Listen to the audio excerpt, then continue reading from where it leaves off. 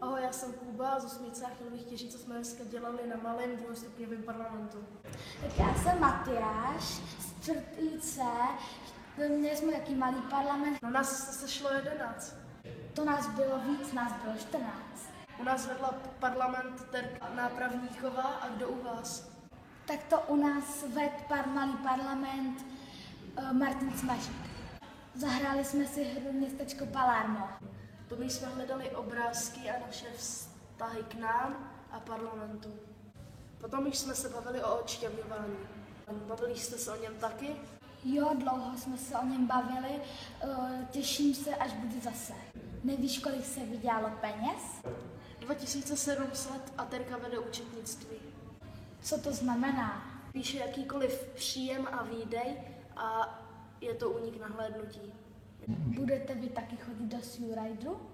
O tom nic nevím, o co jde. Budeme chodit do domova důchodců a dělat jim společnost. Komu? Starým lidem. To je super, a kdy budete poprvé? Já tam chodit nebudu a myslím si, že tam půjdou brzo. Teďka makáme na projektu volby. Toho my si taky účastníme, co jste dělali. Jsme se různé způsoby demokratického rozhodování. Co to znamená? Dokázali jsme si, že jednoduché hlasování není ten nejlepší způsob, co chce skupina. Jak jinak by to šlo zjistit, co ta skupina chce? Ukázali jsme si několik způsobů. Vícekolové rozhodování, sčítání plusových bodů a odčítání minusových bodů. Co bylo nejlepší?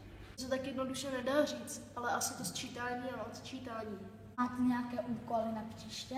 Ty, kteří nedonesli, tak by ještě měli donést inzerát na ideálního předsedu parlamentu.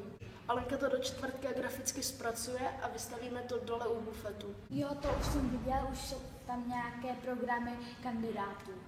Kandidáti, co kandidují, by měli donést svůj kandidátní plán do pátku. A výstaví se to tam taky? Jo. Na velkém parlamentu jsme byli oba a měli bychom říct, co se tam dělo. To bychom měli. Důležité věci, co by měli parlamentáci říct na třídnických hodinách, jsou. Zítra je americký den a všechny projekty bychom měli donést zástupci panu Horákovi. V lednu bude slovenský den. A další bude mexický den. Ve čtvrtek bude zpívání na Karlově náměstí v kostele. Účastníci mají sraz v 18:40 před kostelem. Parlamentáci by měli vyřídit poděkování za sbírku do dětské nemocnice Krč. Vybralo se 8 pytlů hygienických potřeb.